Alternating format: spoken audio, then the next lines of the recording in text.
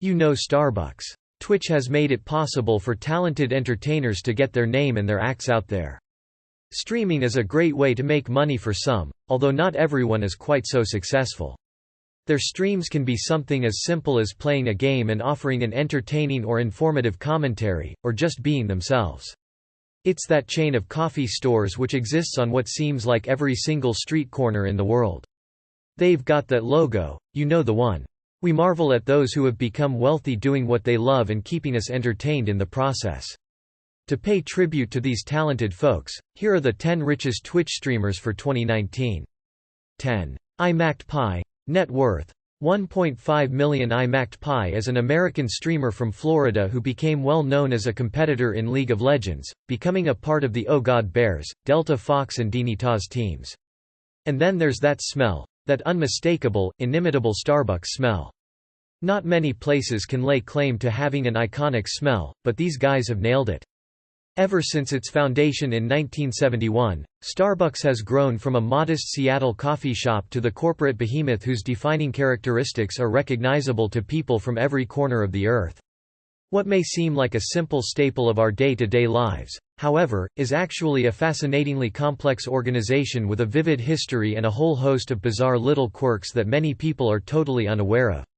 From its racy early logo and the literary origins of its name, to their foray into the music biz, and a clandestine branch in Langley, this is the untold truth of Starbucks. The founder's Starbucks fans have 3 people to thank for bringing the company into the world. He embarked on his streaming career and has had tremendous success. The first is Gordon Boker, a college dropout from Seattle who had discovered his love of coffee on a trip to Italy in 1962. The other 2 were Boker's roommates, Jerry Baldwin and Zev Siegel. He streams on YouTube as well as Twitch, and his gaming skills have attracted huge followings on both platforms. He's one of the better-known streamers within the gaming community, and it's been reported that he brings in about $8,000 per month for his endorsements, videos and other online business ventures, with an estimated net worth of $1.5 million as of 2019. 9. Spurred on by their love of good coffee, they began roasting their own coffee. Summit 1G. Net worth. $2 million.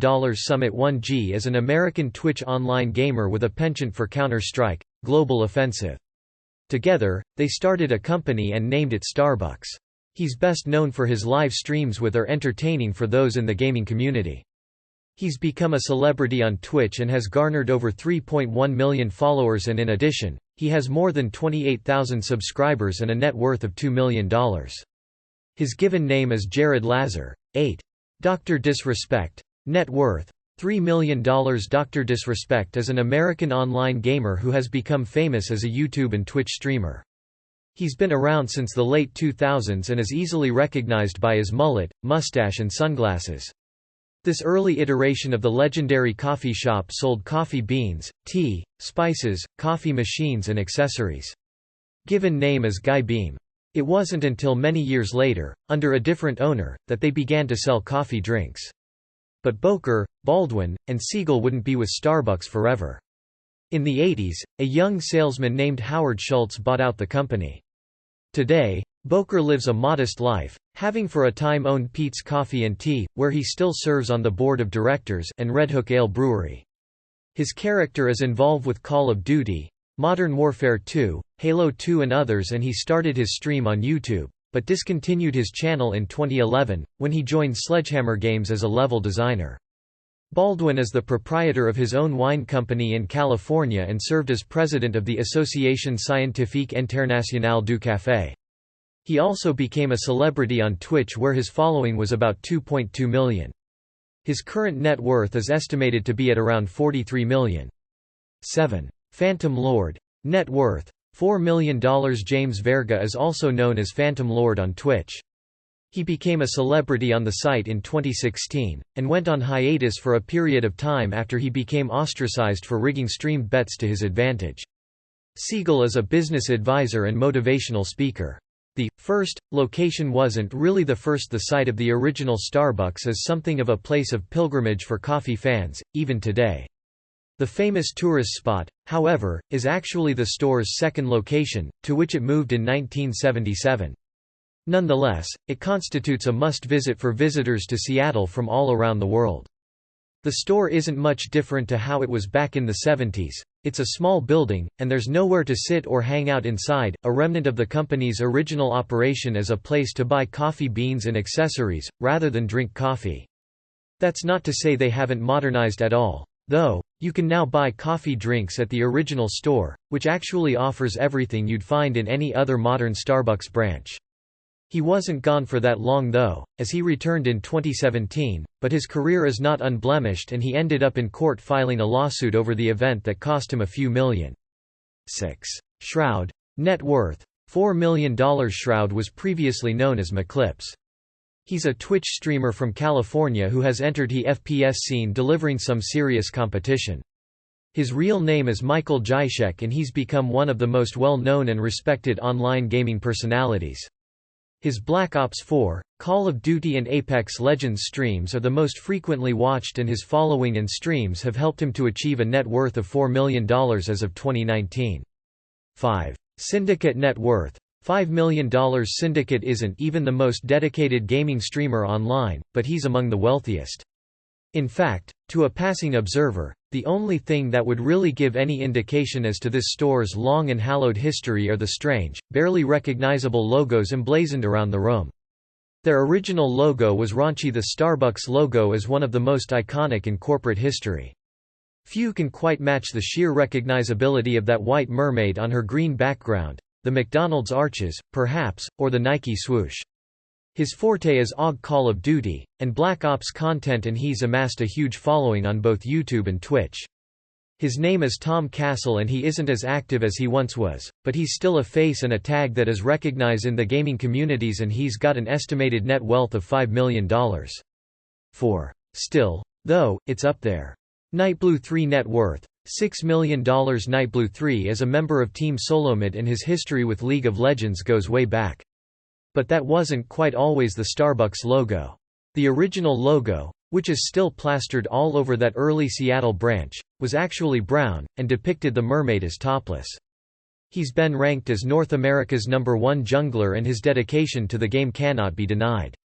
His real name is Rabia Yazbek and he is well known as a gamer of American origin on YouTube and on Twitch, where he has amassed more than 1.7 million followers who watch his streams. 3. Tim the Tatman. Net worth. $6.5 million. Tim the Tatman is an American streamer who occupies one of the highest ranks on Twitch in 2019. He's also among the wealthiest top 4 in the business.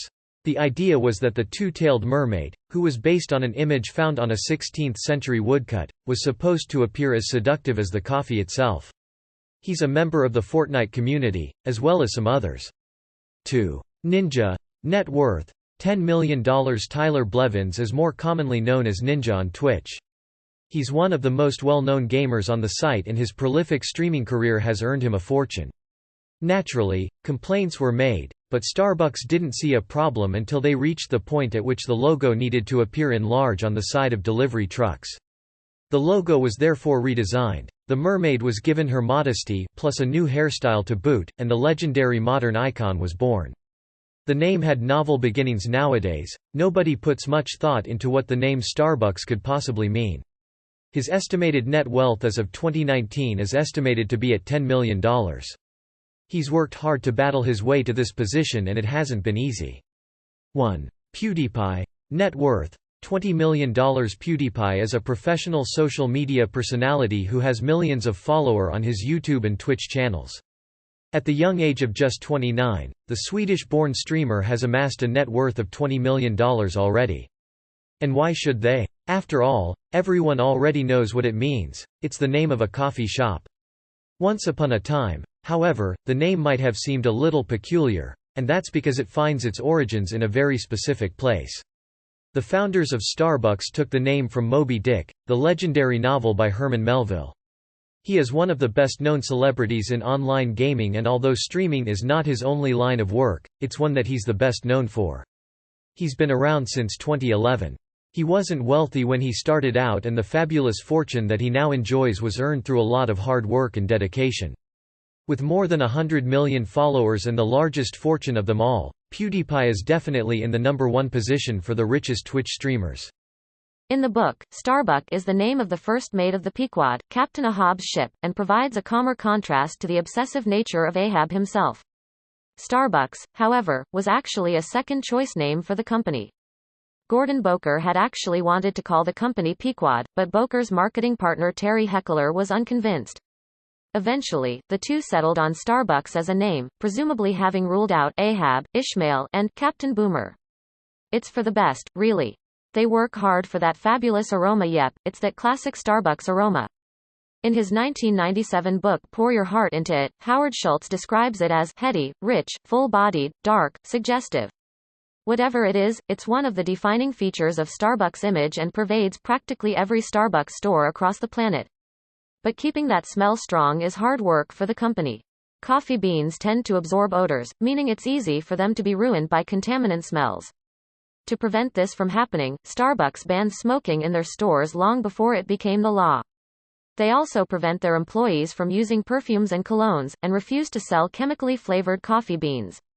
Strong-smelling goods such as soup, pastrami and other foods are also off the menu, though the store does serve a small selection of simple foods such as sandwiches and pastries that are baked off premises. What results is one pure, simple smell, coffee. Frankly, we wouldn't have it any other way. Those apron colors aren't just for show. The classic green staff apron is practically as recognizable to Starbucks customers as the logo itself, but it's not the only one that exists.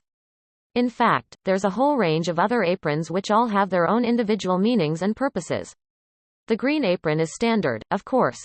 Military vets have the option of wearing one embroidered with an American flag, while staff members who have graduated from the Starbucks College Achievement Plan have one embroidered with a mortarboard. Orange aprons are worn in the Netherlands to celebrate King's Day, while the purple apron is saved exclusively for each year's 26 barista champions. The black apron, meanwhile, is worn by coffee masters, who have a certified knowledge in the field. Occasionally, promotional events will involve the company giving out a few special aprons to each store, such as the pale blue apron for the launch of Frappuccino Happy Hour or the red aprons you might see during the holidays. Baristas definitely have a dress code. The apron isn't the only item on the Starbucks dress code worth a look, though. In fact, the company is actually pretty strict on how it allows employees to present themselves. Here's a run-through of the rules. Hair must be kept looking natural, meaning no bright colors such as purple, pink, blue or green, though this seems to vary by store. Rings are allowed, but only if they have no stones, and watches, bracelets and wristbands are forbidden for food safety reasons. The apron must be kept clean, unwrinkled and unstained, while your shirt must be solid black or white, and they prefer if you tuck it in. Piercings should be small, fingernails clean, and tattoos are allowed, but they must be tasteful and can't be on your face or throat. Finally, any hats worn must have the Starbucks logo, and pants, shorts or skirts should be khaki or black. On the no-go list, blue jeans, hoodies, t-shirts, yoga pants, cowboy boots, canvas shoes and, of course, colognes and perfumes. The tables are round for a reason. Starbucks round tables exist at pretty much every location the company owns, and although they may not exactly evoke the warm, inviting comfort of smaller, living room coffee shops, they're built that way for a very good reason. According to Karen Blumenthal, author of Grande Expectations, A Year in the Life of Starbucks Stock via Reader's Digest, the store's round tables are made that way to make you feel less lonely and more at home. Round tables are more welcoming than those with square edges, she writes. And people look less alone while seated at a round table. It just goes to show that even the most innocuous characteristics of stores like Starbucks have been thought through over and over again. And sure, maybe a cynic would suggest that Starbucks make their tables this way in the hopes of keeping people from wanting to leave their stores, thus making for money from each customer, but who are we to say? There are some cup sizes you might not know about. You're probably well aware of Starbucks cup sizes. You've got the tall 12 ounces, the grande 16 ounces, and the venti 20 ounces. But there are some other cup sizes which, despite not appearing on the menu, are available to Starbucks customers. The first is the short, which was one of the two original cup sizes sold by the company. It's only 8 ounces, and constitutes the smallest drink size that Starbucks offers, despite being a fairly regular size for homemade coffee. It's only available for hot drinks, and doesn't always show up on the menu boards. Another is the Trenta, a new-ish drink size that measures in at a whopping 31 ounces. It's only available for iced drinks such as iced coffee, iced tea, lemonade and other cold drinks, and usually costs 50 cents more than the venti size. But honestly, you probably don't need it. The human stomach can only hold around 32 ounces of liquid, and a Trenta Frappuccino, which Starbucks reportedly once sold, would contain over 1,000 calories and 100 grams of sugar. They really are everywhere. Almost if there's one thing everyone knows about Starbucks, it's that they're everywhere. Seriously, there's a good chance you can probably see one right now, and if you can't, there's probably one right around the corner. The sheer scale of Starbucks' worldwide domination was put into context by Quartz in 2014. Their mapping of the chain across the world found that Starbucks existed in 63 countries, with notable absences in Africa, Central Asia and Eastern Europe. They also found that the distribution of Starbucks in cities mirrors the shape of the cities themselves, demonstrating the sheer expanse of the stores across each. Quartz also found that Seoul had the most Starbucks at the time, closely followed by New York, Shanghai, London and Chicago. They also found that, if you travel from Boston to NYC to Philadelphia, you'll never be more than 10 miles of a Starbucks, and you could continue down to Baltimore, Washington, Richmond and Virginia and only be more than 10 miles away twice. So, yeah, lots of Starbucks. There's a stealthy Starbucks of all the Starbucks locations around the world. However, perhaps most curious of all is that which exists deep inside the CIA's headquarters at Langley in Virginia. Known affectionately as Stealthy Starbucks, the baristas who work at that branch are put through a wide array of background checks and interviews before they're allowed to work there, and even after getting through all that, they're escorted by agents in and out of their work area. Despite its clandestine nature, however, the Langley branch is one of the busiest in the USA, and serves thousands of analysts, agents, economists, engineers, geographers, and cartographers each day. Despite appearing like any other Starbucks, its purpose is to provide a humanizing environment for agency workers, many of whom work in high-pressure scenarios and don't have their smartphones to help them tune out. They have to leave those in their cars. It also provides a setting for job interviews for current agents looking to get reassigned. And no, before you ask, nobody gives their name at the counter. They tried to get into the music biz in 2007. Starbucks co-founded Hear Music with Concord Music Group. Starbucks had previously found its way into the music business by selling the music of artists such as Ray Charles and Bob Dylan in stores across America. That same year, however, it made its first proper signing, Paul McCartney. The label itself didn't go far, though. After signing a smattering of artists including Carly Simon, whose album on the label sold poorly, resulting in a failed lawsuit against them, Starbucks turned over management of the label to the Concord Music Group. The whole sorry saga just seemed to prove that, no matter how many headliner acts you sign, attempting to make money by selling CDs in coffee shops during the advent of the age of digital music isn't a good idea after all. Who knew? There are secret Starbucks locations. The CIA branch might be known as Stealthy Starbucks, but that doesn't mean it's the only secretive branch around the world. The others, however, are stealthy in a different sense. The first of these branches opened in Seattle in 2009. It was named 15th Avenue Coffee and Tea, but a little disclaimer on the front door read, "Inspired by Starbucks." In 2011, it was converted back into a Starbucks, which it been originally, as well, and it was permanently closed in 2017. Still, the formula must have been somewhat successful. 2 more camouflage Starbucks have opened in the city. In 2012, the company opened one in New York. The Starbucks Reserve brand is a similar scheme, attempting to provide a more upmarket experience for coffee lovers, which eschews the company's logo. Both this venture into the high-end sphere and the stealthy Starbucks branches represent, depending on who you ask, either an attempt to experiment with new ideas in a relatively low-risk space, or a patronizing and cynical attempt to siphon off business from local chains and entice customers who balk at the Starbucks brand. Either way, be careful if you think you've escaped the clutches of the world's most pervasive coffee brand. They may have you already. There isn't really a secret menu, hate to break it to you, menu hackers, but the so-called secret menu at Starbucks isn't actually a thing. Sure, there are entire websites dedicated to keeping track of the latest and greatest Starbucks secret menu items, but just because you see something on the internet doesn't mean it's true. A good reminder in general, really. Thrillist spoke to baristas about the growing trend of customers waltzing up to the counter and ordering some bizarrely named drink, and why it can be a problem. Brandon, a barista from Michigan, explained that these websites give the drink a special name and fail to mention that there is no actual, secret menu. In other words, you can definitely order a cotton candy unicorn dust golden frappuccino, but your barista will likely have no idea what goes into it. Christine, a barista from Colorado, advises, just make sure you bring in the recipe. Because if it's off the secret menu, then we probably don't know how to make it.